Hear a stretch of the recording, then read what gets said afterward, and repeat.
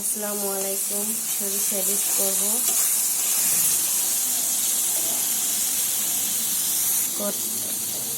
করতেছি মশলাটা ভাজা ভাজা করে নিচ্ছি।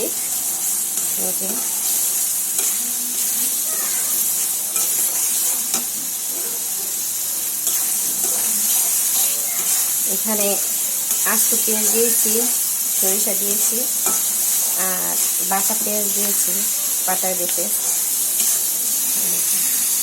মশলাটা যখন এরকম হয়ে যাবে তখন পানি দিয়ে দিব।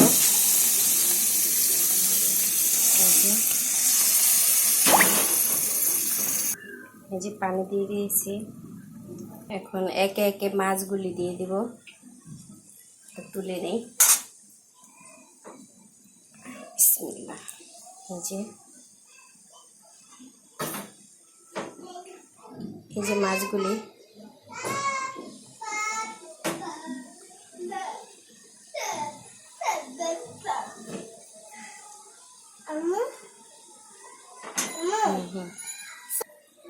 মাছগুলি সব দিয়ে দিয়েছি। হতে থাক তাহলে। এই পর্যায়ে কিছু কাঁচামরিচ দিয়ে দিয়েছি।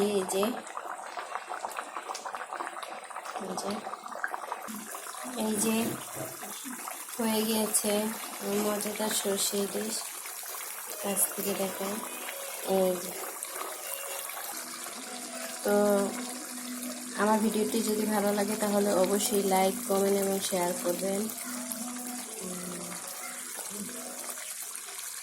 আর অবশ্যই পাশে থাকবেন, সাবস্ক্রাইব করবেন।